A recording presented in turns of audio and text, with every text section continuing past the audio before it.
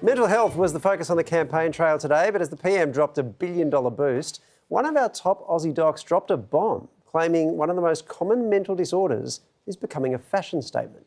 $1 billion towards Australia's growing mental health crisis. On the shopping list, 20 youth specialist care centres, 31 Medicare mental health hubs and 58 headspace services. It will mean that young people with complex mental health needs, like personality disorders, eating disorders, will get the care that they need outside of a hospital setting. It follows the Coalition's $900 million pledge prioritising subsidised psychology sessions. We have promised to restore from 10 to 20 the number of sessions that young people, particularly with complex presentations, can receive. Today's news welcomed by former Australian of the Year, Pat McGorry. This is a massive breakthrough in building a system of care that will last into the future and turn back the tide of this mental health crisis. The psychiatrist today using his platform to attempt to turn the tide on something else, ADHD diagnoses. In an op-ed, McGorry says, quote, far too many people are seeking to have this label applied and that the consumer-driven phenomenon is fuelled at least in part by social contagion or fashion, as well as commercial determinants like large fees. His comments sparking outrage among some living with the condition. ADHD is absolutely not a trend. Comments like that are really harmful because what it does is further perpetuate stereotypes. No one does this just for an accessory. Around 1 in 20 Australians have now been diagnosed with ADHD. The number of patients on medication for the condition almost tripling in the last 10 years. And as the wait time for initial appointments balloons to more than a year for some, Professor McGorry says it's crucial those without a need for care, some highly successful adults, don't clog the overwhelmed mental health system. The professor's comments that highly successful people don't need a diagnosis really misses the mark because a lot of the time underneath that is generations and years of struggle. So is it time we rethink the way we look at ADHD? Joining us now is Professor Pat McGorry himself. Cat amongst pigeons, I think it's fair to say. Let's start with this idea that it's a fashion, the diagnosis of ADHD. How so? Well, I don't think we should start there, actually. We have seen a major increase in mental ill health in young people. It's huge. 50% increase since 2007. 2 out of 5 young people have got a genuine need for care. And the picture in ADHD is mixed. There's underdiagnosis. So picking up the comments of the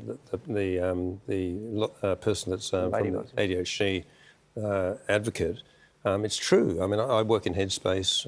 Clinically, I see lots of young people come in who have been missed or underdiagnosed. So it's a genuine thing, and I say that in the Herald Sun piece, if you read it carefully. It's 2 problems, underdiagnosis and there is overdiagnosis. There are people who, if you look at the criteria, they're things like, delayed homework, trouble concentrating. They're quite vague, the criteria. So almost everyone can actually identify with them up to a point.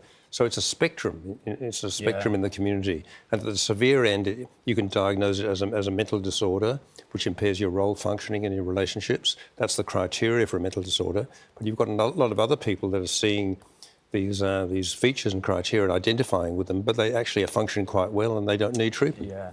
Are you worried, though, that the narrative of this overdiagnosis, and we saw it in the package there, people with lived experience of ADHD, are obviously kind of not agreeing with it. And also it might deter people to get a diagnosis that genuinely are struggling with it. There's no problem with that. We're overwhelmed with people seeking the diagnosis of ADHD.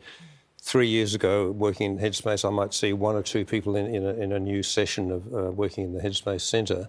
Now it's 4 or 5. Right. Wow.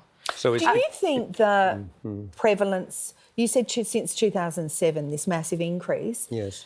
There doesn't seem to be much talk about the role that phones and devices are playing in that. Or social media. Or social media specifically. Well, actually, there is a lot of talk about that. You probably noticed the Prime Minister has brought in a ban for young people under 16 to have access to social media. So there is a lot of talk about that.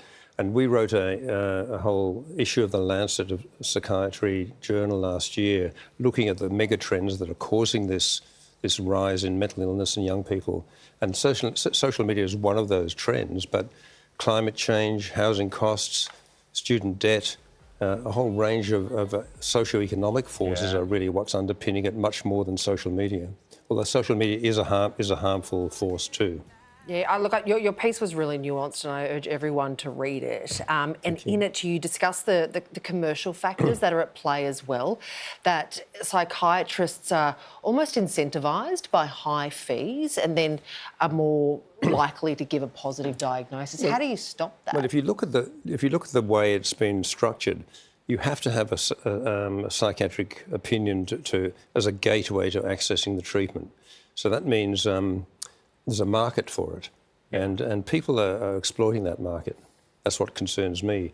Very high fees, which actually excludes people who do need access to the treatment. They can't afford it. And if they pay $3,000 to get the assessment and diagnosis... That's what they're paying. Oh, it's extraordinary. Wow.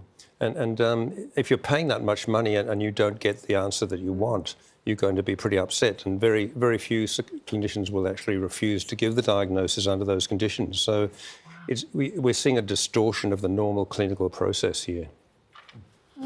Professor Pat McGorry, we really appreciate you coming in and chatting about this. It's certainly a hot button issue. Appreciate the opportunity. No, absolutely. Because it's two things, not just one. Yeah, it is. Thanks for your time. Thank you.